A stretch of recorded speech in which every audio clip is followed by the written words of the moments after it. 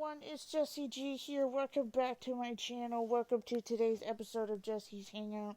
I hope you guys are doing well. I hope you guys are staying safe, and I hope you guys are getting through this whole tragic thing that has been going on with the native indigenous communities and just with every community who's going through something right now in general, and just all of us in person. Um, I hope you guys are doing well. I hope you guys are having a good evening with your family and your friends and everything. So, with all of that said and out of the way, um, today's episode is the first part of a true crime episode. This is the Chris Watts, Shanann Watts case. Um, this was a very tragic case. It was a very twisted case, if that, and very messed up, to say the least. I'm going to be kind of just talking about Shanann and a little bit about Chris, and then about the story of how it happened and all of that. And then in the second part of it, um, depending on where we left off in this first part, I'll just pick up wherever we left off and we'll do the discussion and everything. But before we get into today's topic, you guys saw three different things that came up on your screen after the intro before the show started. It is a copyright disclaimer, a trigger sensitive warning, and also a age warning. I put these on every one of my Jesse's Hangout videos or any of my gameplays that I have from here on out, just for being not only being a responsible creator, but just keeping it safe on my platform. I want my platform to be safe. I know I don't have to do this, but it gives me my own peace of mind, and it makes me feel a little bit more better knowing that this is up there, and that you guys are aware of it, and that you guys know that this channel doesn't promote anything bad, or does not promote hate. It does not promote any racism. It doesn't promote anything bad energy. This channel is just strictly for my podcast series, my game stuff, and so on. So that's all that this channel is for. I hope you guys will enjoy the content on here. So without further ado, let me read the three things that popped up again, so you guys have a chance to kind of do whatever you need to do at your own discretion. So without further ado, let me read this off. Copyright disclaimer: under Section 107 of the Copyright Act 1976, allowance is made for fair use for purposes such as criticism, news reporting, teaching, scholarship, education, and research. Fair use is permitted by copyright statute that might otherwise be interfering. Non-profit, educational, or personal use tips the balance in favor for fair use. Basically, what that's meaning is this channel does not promote, nor does it encourage people to violate any copyright laws or any any of the community rules or regulations that are put on this YouTube platform and any social media platforms whatsoever. It does not condone any of that, and it does not promote that whatsoever. And with that said, if you are triggered or sensitive by any of these topics that are talked about in this case, in today's episode, I highly recommend you don't listen to today's episode, but if you do choose to listen to it at your own discretion, I highly recommend you listen to this with your emotional support system, such as your partner, your significant other, your best friend, your childhood best friend, your grandparent, a grandpa, or your mom, or your dad, your parents, basically. Somebody that you can sit down and also trust enough to listen to this episode with, and just kind of be there for you as you listen to this episode. Also, age warning: if you're under the age of 18, this is in no way, shape, or form an episode for you guys to listen to. There are other episodes and other gameplays I have on this channel, and I also have my episodes of Jesse's Hangouts 1 through 8 on my old second channel. You can go check that out. I have the name in the description box. You just type it in your search engine. I'll also try to remember to leave the link for you guys to go check it out. Um, I hope that uh, you guys take a lot from today's episode. I hope you guys learn a lot from today's episode. I hope you guys take into consideration the 2 warnings and the disclaimer at your own discretion. So, without further ado, let's get into today's episode. Alright, I'm going to talk a little bit about Shanann first, um, considering she was the victim in this case. And then I will talk about her husband, Chris, afterwards. So I'll kind of go a little bit back and forth here. So here we go. Shanann Catherine Ruswick Watts, born on January the 10th, 1984, to Frank and Sharon Rusick. Shanann has a younger brother, Frankie Ruswick. They're pretty. Shanann's the oldest out of the 2 of them. Frankie's the youngest. They're pretty a close family. They don't really come. Shanann also kind of talked about her family a little bit. She kind of talked about that her family doesn't really come from much. From what I understand from her, money is kind of a bit of a struggle. But they work hard. They do what they gotta do.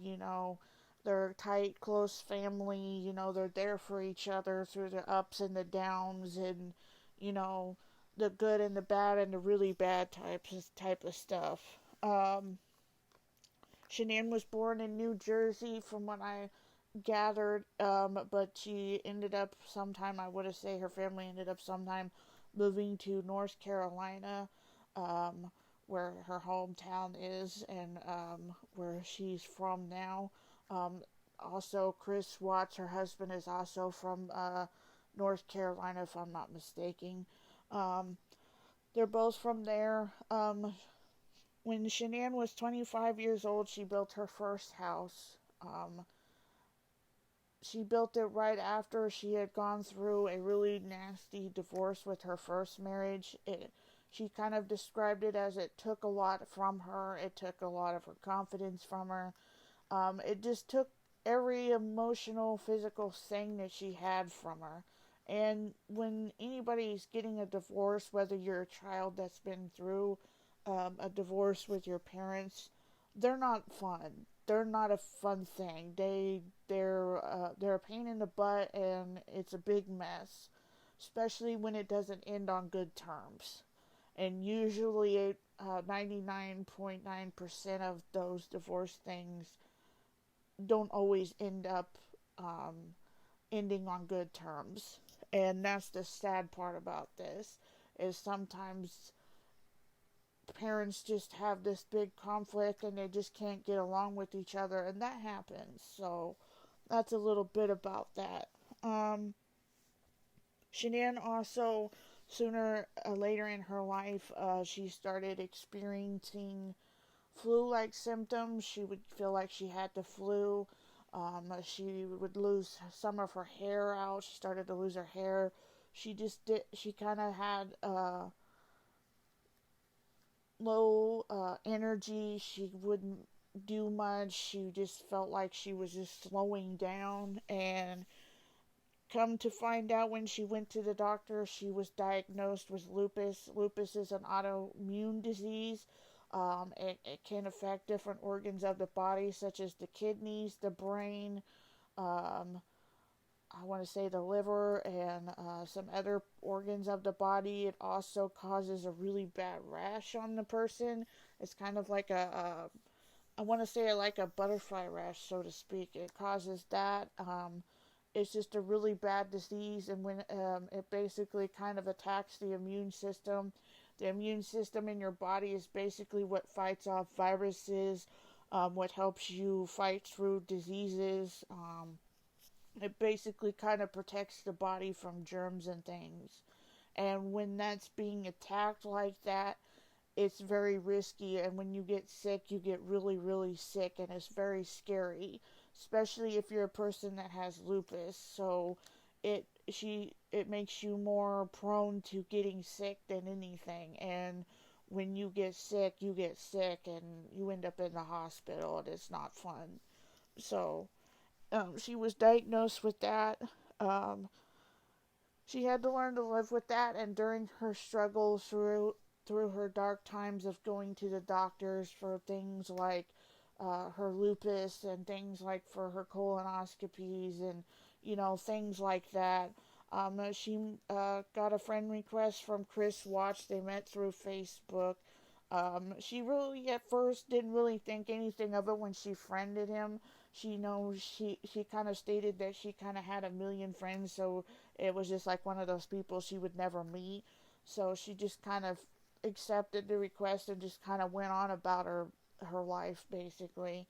Little did she know that she would actually meet Chris in person and actually get really close to Chris and have a relationship with Chris and eventually become his girlfriend to start with.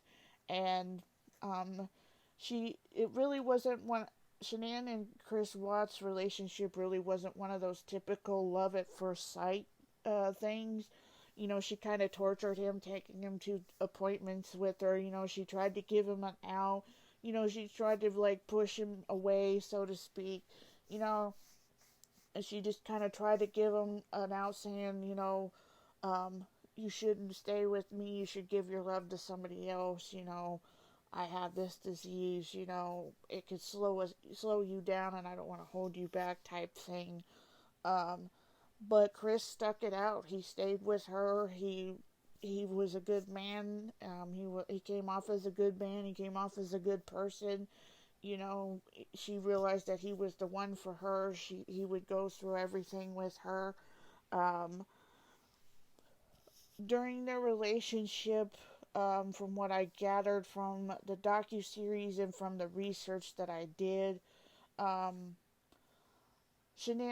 Chris's mother was not really keen on Shanann. She didn't really like Shanann. Also, Chris's sister really didn't like her. The both of them didn't show up to the wedding. I'm not sure if Chris's dad showed up, but I know his mother didn't, and I know his sister didn't, and it kind of caused a bit of a conflict between the four of them. Um, it made it really hard in the relationship. And when they got married on November the 30th of 2012, um,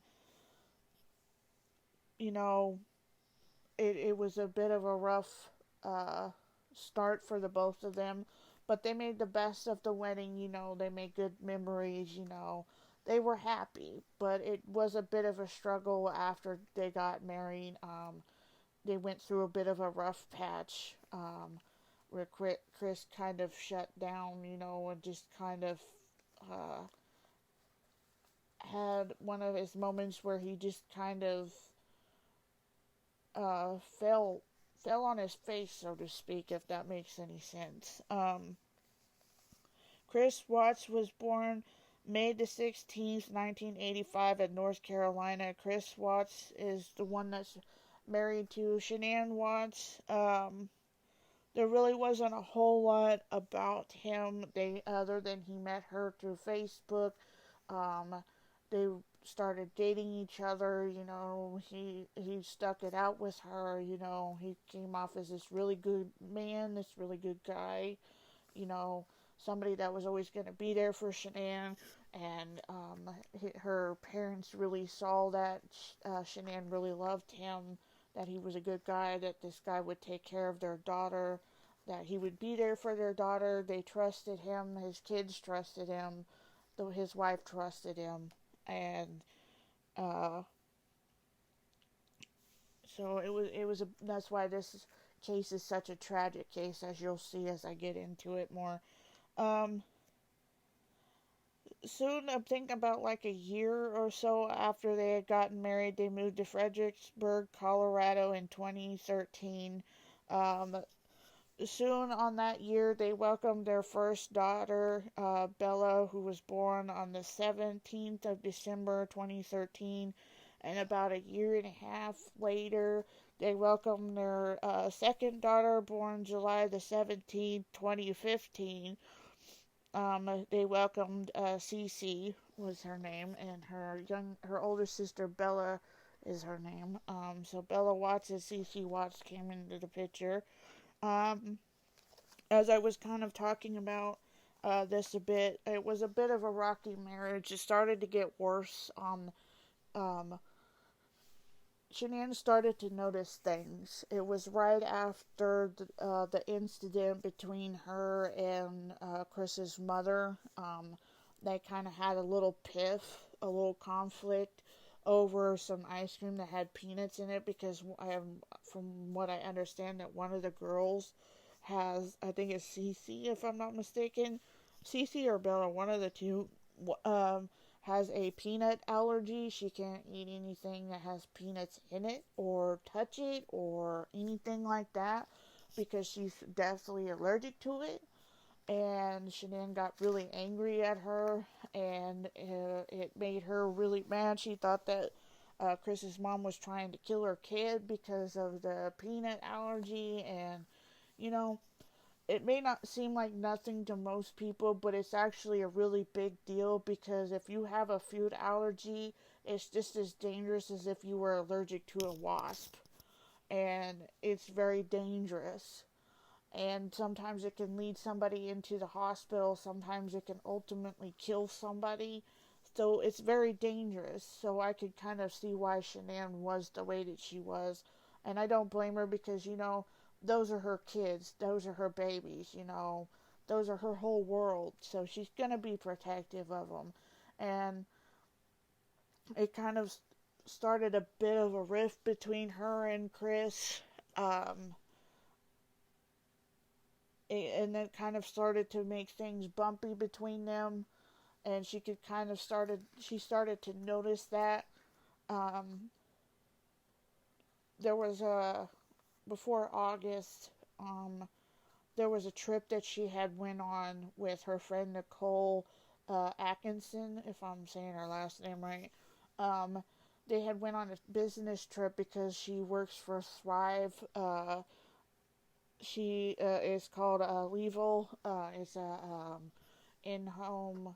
Uh, it's a place where you can work from your home, and you sell these burn patches that everybody wears. It basically helps you burn calories off, helps you lose weight. It's basically like a fitness patch, so to speak. Um, she worked for them, so Shanann would travel a lot, and Chris worked for a company. I'm not really sure the exact name of it, but I think it was like some type of electric company or something like that, or company that specializes in water tanks or something like that. But he was really, really highly respected at the job that he had in Fredericksburg. Everybody liked him. Everybody got along with him. They didn't really have much trouble with him. Um, and same with Shanann. She just worked from home. She took care of her kids. She made sure her kids were okay. Chris always kept the kids with him anytime that she went on business trips. Um, so when she was going on a business trip at one point, I think it was sometime in June of that year, she started to notice a change in him where she called him and all he was doing was working out and he didn't really pay much attention. The communication was bad. So she just kind of left him to it. And during around that 3 months period, both got news that Shanann was pregnant with their third child, their son Nico Watts. Um, she was they were excited, they were ecstatic, they were happy about it, and everything. And little did Shanann know that during about the first week of June, um, Chris Watts started what we would call a fling, so to speak. He started seeing another woman. He started cheating on Shanann with a woman named Nicole Kessinger. Um, he started dating her through the first part of June of that year. They kind of started getting close to each other. And Nicole Kessinger also kind of explained that she was under the impression that he was he was in the process of divorcing his wife. That he had two daughters that she knew of. She didn't know that Shanann was pregnant um, when she went missing until she saw it on the news. She did not see that. She didn't know it. Chris really didn't tell her as much as he should have. So there was a lot of lies between the two of them. So it wasn't really his first spin of lies. Shanann also noticed that week she went on the trip in August of 2013. She was going with her friend again for a business trip. She had picked her friend up that at 4 p.m. the day that she left in August, and she was sitting out on the porch waiting for her friend, which is really odd. You would think that she'd be waiting indoors, but she was waiting outside. So that just goes to show how much of a friction there was going on between the two of them. Um, and plus, it was 4 p.m. at night, too. So there's that. Nicole Atkinson picked her up. They went to the airport. Somewhere around that time, she tried to call Chris again, but she tried to talk to him, and it still was the way that it was. Um, I think sometime in July before August, she really started to notice something even before her business trip that she went on. They had went to sometime in July, either the last part of July or the last 2 weeks in July or somewhere in there. She had went to go visit her parents in North Carolina, and also to see. I don't know if she saw Chris's parents or not, but she went to go visit her parents. They celebrated Cece's birthday there. Um, they kind of just hung out there, and he was supposed to fly out that week in July, the last week in July, and he met them at the airport in North Carolina. Everything was going okay, and then she started to notice his body language. He wasn't doing what he normally would do around her. Uh, it was very suspicious, so to speak. But anyways, I'm gonna kind of end this first part here. We will pick up in the second part. I don't want to make this any more longer than it already is. So I hope you guys took a lot out of this first part. Stay tuned for the second part. I hope you guys got a lot from this so far. Stay tuned as I dig more into this case. Anyways, if you haven't hit that red subscribe button, hit that red subscribe button that's underneath this video. Big old red box button. And right beside it is the notification bell, so you'll be notified when I upload the second part of this and other videos in the future. If you do wish to stay even more notified and more up to date with everything, follow me on all of my social medias. They're listed in the description box below this video, as well as my second channel, old second channel's name. Go check it out go check that out with the episodes 1 through 8 over there. I hope you guys have an awesome afternoon, evening, day, or night, wherever you are watching this or listening to this from, and I will catch you guys in my next episode. Later.